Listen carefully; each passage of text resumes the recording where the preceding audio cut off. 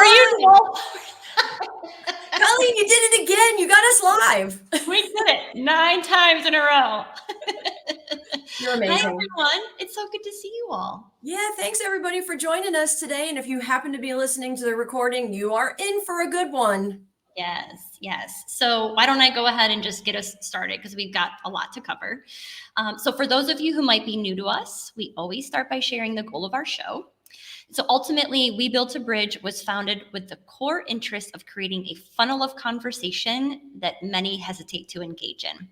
Christine is a life coach for women, and myself, Colleen, I'm a fractional chief culture and well-being officer to small businesses.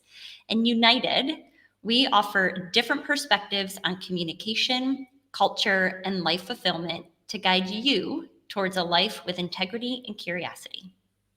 Over to you, Christine. Thank you so much. So if you're tuning in live, you might notice that there is an additional person on with us today. And I just wanted to reassure you, no, Colleen did not get a short haircut. This is James Lawrence. I'm going to properly introduce him to you. James is the co-founder of Happy, which enables organizations to enhance organizational culture, communication, and manage effectiveness at scale. James brings 25 years of executive experience to Happy, honing a leadership philosophy that prioritizes people, believing they are an organization's competitive advantage. James, thank you so much for joining us today. So excited. Well, thank you. I don't think my bio's ever sounded better, Christine. Oh, thank you so much. I'll take the round of applause. I might have to bring you on the road with me. Hey, tell me when and where, okay? I'll bring my 2 dogs, no problem.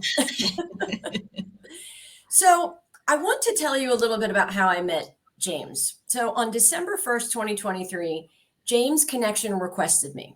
And he said he wanted to connect because he thought we had common interests in people first, high culture workplaces.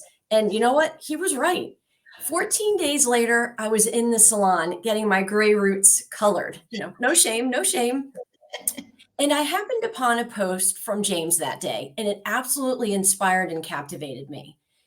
He told a beautiful story about his life transformation and how he told his wife he wanted to sell all of his companies to go after his passion. And there I was, my hair's all crazy, I'm under the heaters, and I DM'd him to ask his permission so that I could share his post. And he just couldn't have been kinder about it. And honestly, from that moment, I was hooked.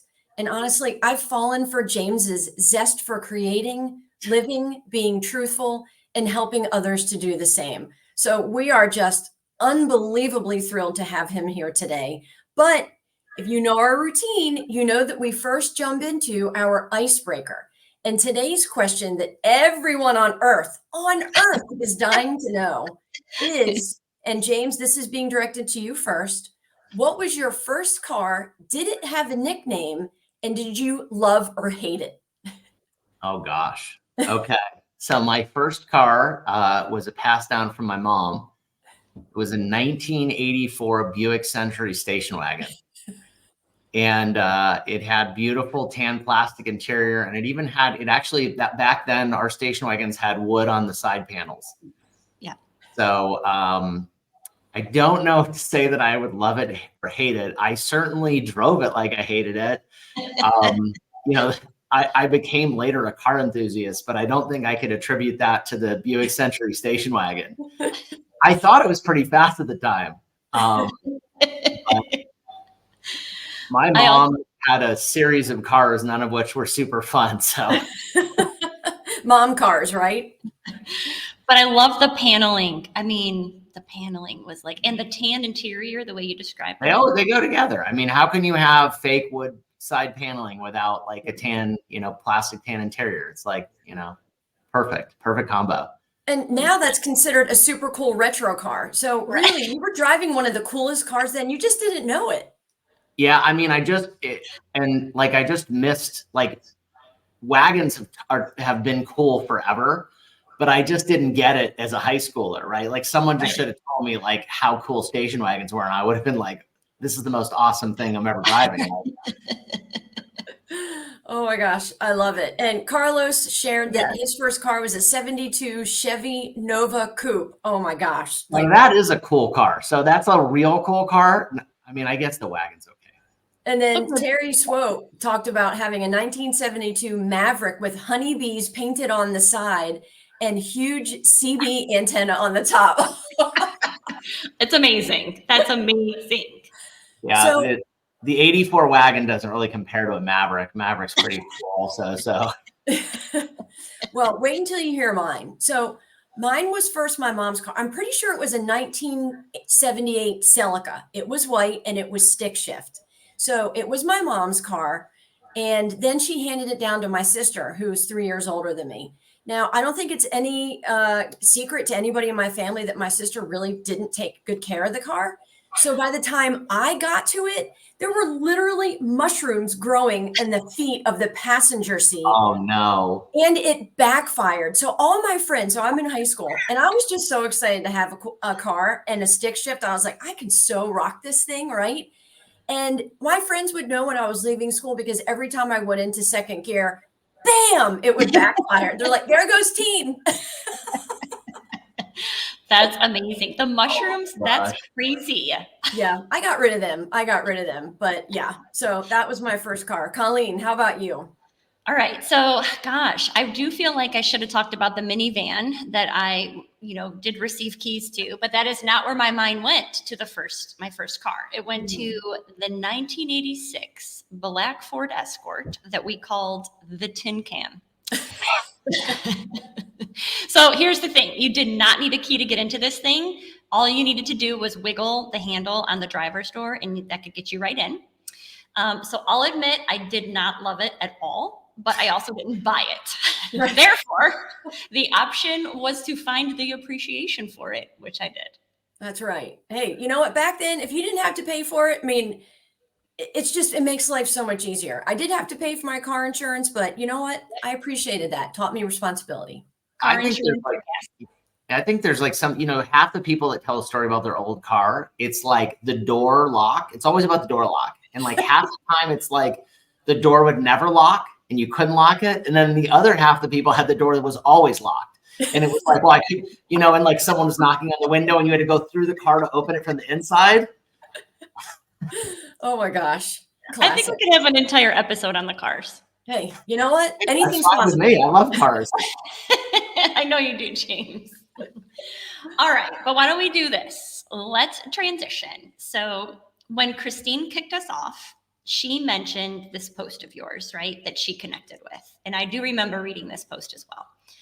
So what we would love is for you to share more about that post with everyone that's listening today and invite them into what you've learned throughout your journey. Yeah, no, for sure. I mean, it's interesting. So I'm 47. So I dropped out of college my junior year, which was a tough thing to do. Both of my parents I had two PhD psychologist parents and psychoanalysts, actually. So I don't recommend going home from school and telling your two professor PhD parents that you're dropping out of school. It doesn't like land all that well. I will say that my mom got pretty upset. And then my dad, on the way out of the restaurant, he kind of put his arm on my shoulder and kind of looked back at me. And like, of course, during dinner, he had to like read me the riot act. But like, as we were walking out, he kind of turned back to me. He's like, "You're going to be okay, kid." And I'm like, thank God, like got a little bit of like the thumbs up from dad in the background. Like, and of course, life's been fine, but it's been a interesting journey about learning to find what you love and being willing to make the tough choices. Like life's tough. Like, and one of the biggest takeaways I think that I've had in the last 15 or 20 years is that if you expect everything to just be easy, like, you set yourself up for failure because life is difficult. And it doesn't mean it's not beautiful. It's just difficult. And I think a lot of people, and I would put myself in that equation, you kind of get yourself in a point of comfort and a point of familiarity. And you don't necessarily look in the mirror every day and ask yourself, like, what is your life? Where are you going to invest your time? Because time is like your biggest commodity. And for me, it was 15 or 20 years of figuring out like, the person I wanted to be and then how to make that investment, right? Like that, it's the most important investment you're going to make. Cause like money, you can't take money with you. And, there's a lot of stories of people losing their fortune and making, finding a new job and, making a bunch of money, and like that can come and go, but like time doesn't come and go. And so like, are you pursuing something that you're passionate about? So, I mean, that's really like my story in a nutshell, is just really one of trying to like understand, what are those things that I most value? And, I think in life, and Christine and I talked about this quite a bit on our first phone call, you get into the inertia of your life. And, sometimes you find that most precious commodity is it's like an hourglass, and like, you don't realize like the sands of time don't stop. And so if you're not doing something that's like really purposeful, you're really, I don't want to use wasting your life, but like you're really losing an opportunity, right? Maybe the most opportunity that you'd ever have. So I have a follow-up question for you, Christine, unless you were ready. I have a question. I would like you to go first, Dr. Colleen. Thank you so much. Appreciate you addressing me that way. So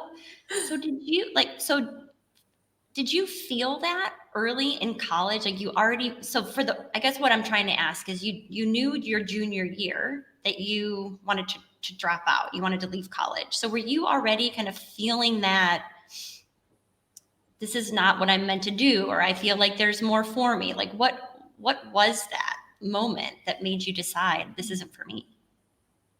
That's a great question. I think for me, I came from an academic background with both my parents. And I think there was this underlying expectation, like so many of us have, like with our, as kids, this expectation. And that expectation was like that my parents expected me to probably go to 4-year school, graduate, probably go to graduate school.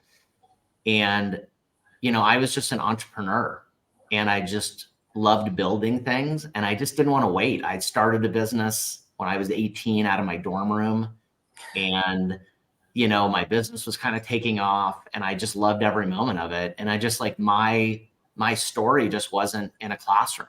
Like it was just in the classroom of life. Mm-hmm. And I felt shame for a long time. And like, this has been really hard for me to talk about. Like, as I've gotten older, I've been more open with it, but like, I felt a lot of shame from dropping out of school. Like I was a failure. And even like when I got married, I told my wife, Melissa, like a regular theme was like, I need to go back to school. I want to go back and get an MBA. And my wife would be like, well, you kind of have an MBA, but you've, been running businesses for 20 years. Yeah. But it was like overcoming that sense of shame of like what someone else's expectation for me was, versus just kind of like being more willing to just let my own story and follow my own kind of path. And I was kind of, not that my parents did it intentionally, but I was kind of like living their path instead of like my path. And so I think it was probably like my mid 40s. I lost my mom recently, last year. And it was like, it's probably been in the last 3 or 4 years where I finally just been like, I'm good. Like, I'm good. Like, I'm okay. Like, I don't have to live like the life that maybe they envisioned, but like, I can kind of make my own path. Yeah. Isn't it interesting how we make these assumptions in how we're supposed to be maturing in life based on that path, right? We all know the path. It's go to college, get a degree, potentially get into a good relationship, get married, start, there's this path that's been in existence for decades. And, there's been a lot of change with that. There's been a lot of women going, tiny bit off topic there, but with this, but there's a lot of women like, I don't want to have kids, and I need that to be okay. And that's steering off of that path. And, this is happening for entrepreneurs that are saying, I don't need to go to college because I'm so smart. I already know what I want to do. And I love that you spoke to that even with the amazing educational background between your parents, that you You were like, nope, I'm steering. I'm changing directions. And I mean, I just love that. And so I want to kind of go into it. Colleen, did you have any other questions? No. I can Okay. save mine till the end. No, I'm just kidding. Go ahead. I'm kidding. Go. So, this kind of leads me into the next question. So I noticed the other day that you posted, this might have been yesterday. The opening of your post was a quote. And the quote was, the privilege of a lifetime is to become who you truly are. And that was by C.G. Jung, if I'm pronouncing that correctly. Yep. And, I mean, that really spoke to me, especially knowing the question that Colleen and I wanted to ask you next, which is, what holes did you see in business and in life that led you to create your product, Happy Companies? Now, I have a feeling that quote is very relative.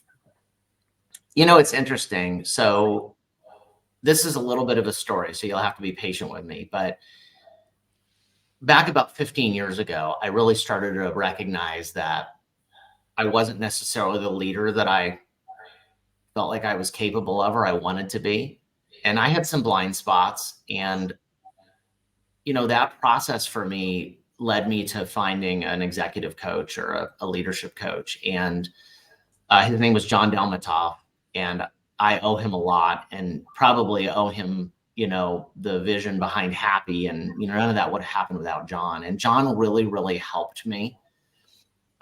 He helped me understand, that I didn't always behave in a way to get the kind of outcomes I wanted with my team. And, one of my blind spots, for example, was, just really not understanding that the role of a leader is to be a servant or a supportive leader. I'd say 15 years ago, having the answers was maybe more important to me than like help my people, my team find the answers. And so I recognize it, but I didn't really know how to fix it. So John helped me with, learning. I learned DISC for the first time, and he helped me kind of understand how to understand others more effectively and how to read people. And so kind of finding Happy was really a 15-year process of starting with just the value of getting a coach and just being coachable. Like that was a big thing, right? Is just being coachable. And I don't know how coachable I was. Like, I don't know how good of a listener I was. And so I think if I had the coach maybe before that, it wouldn't have landed because I was ready. I was like ready for it. Mm-hmm. And so I think to answer your question of like this kind of narrative or how I ended up with Happy, it was like, I wanted people to find the aha moments that I got working with a coach, but I also recognize that like most organizations aren't going to spend thousands of dollars or $300 an hour on a coach for every single employee in their company. Right. And, my co-founder and I probably about 5 or 6 years ago started talking about like, how do we, like, is there a way to use technology and behavioral science to help like everybody in an organization, not just maybe like the CEO or the C-suite that could afford like maybe that higher end one-on-one coaching. And it's funny, I do believe that human coaching is incredibly valuable, but I'm going to turn around and ask you a question. So in most companies, coaching happens every day. In fact, in virtually every company. Who do you guys think does the coaching in most companies? Do you want to go, Christine? You go first. I have a feeling you have an answer. Well, I honestly, where my brain was going is, I know you're not supposed to ask a question with a question, but I wouldn't be me if I didn't ask a question. Leave it to you to break the rules. I know, I'm always shaking it up.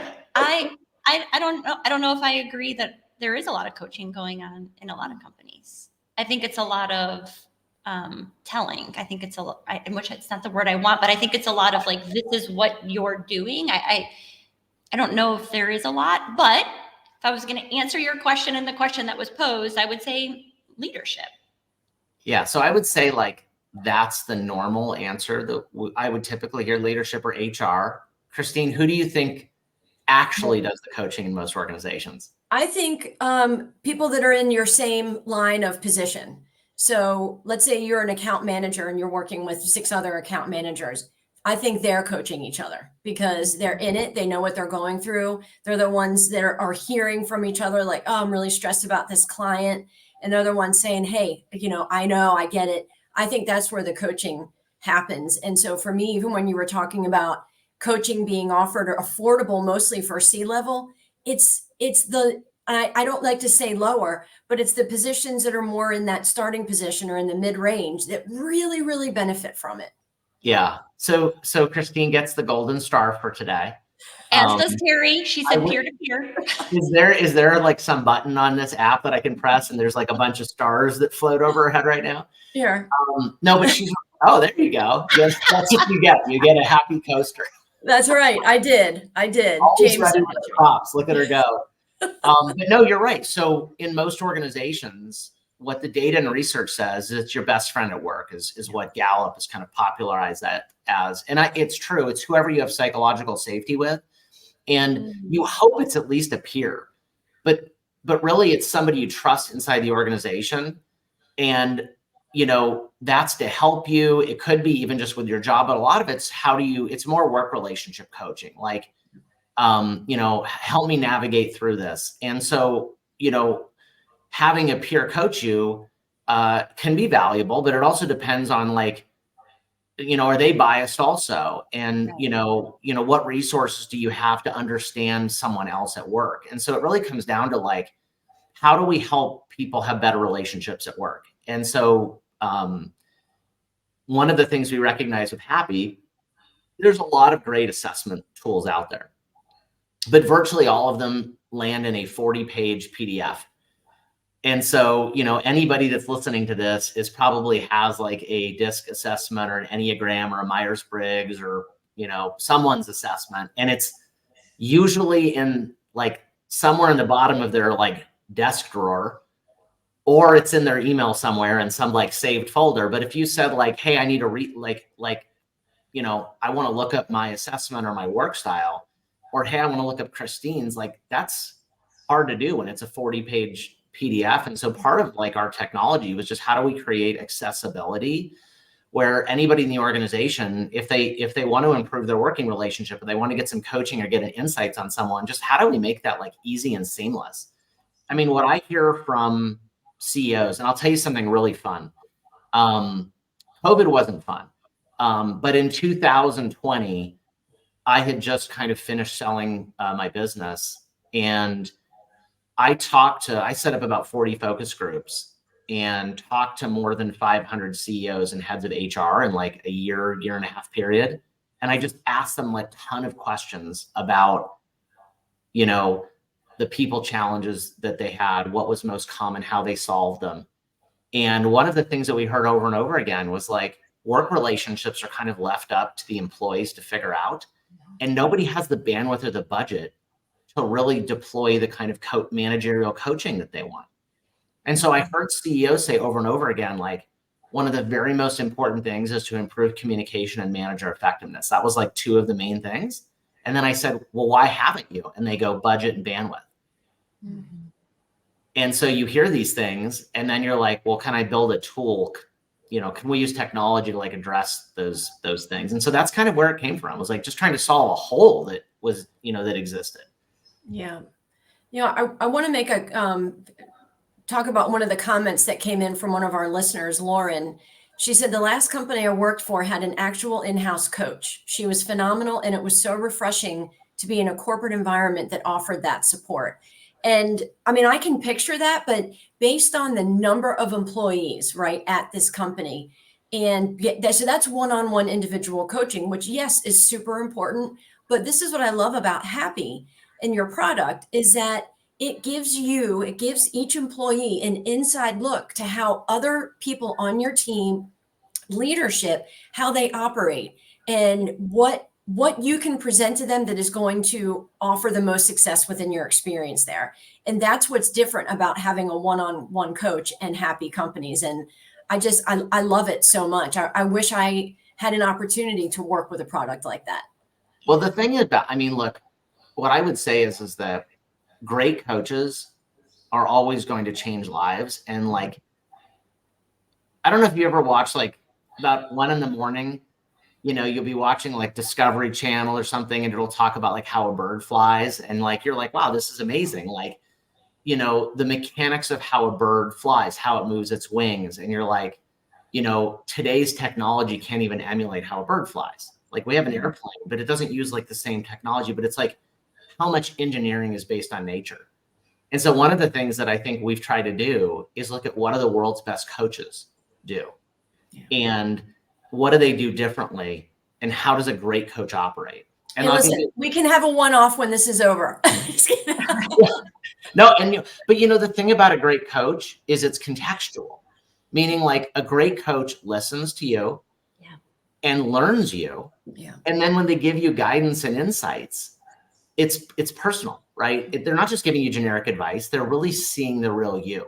Yeah. And so that's kind of like with a happy technology, because when you have happy in a company, you have Happy understands everybody's work style. So all of the coaching is personalized and contextualized, which is totally unique. No other technology really does that.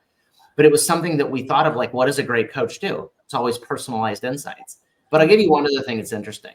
So when you start really studying how people learn, the data is really clear. Continuous learning gets just unbelievably better results than episodic training. And that would mean like, hey, and I kind of do this little analogy with people. Like if I were Colleen, if I were going to go to you and I said, hey, from 7 to 9 p.m. tonight, I need you to participate in a workshop with me. 7 to 9 or 7 to 9 o'clock. And it's going to be on negotiating with Japanese business people. So that means no NCIS, no dinner.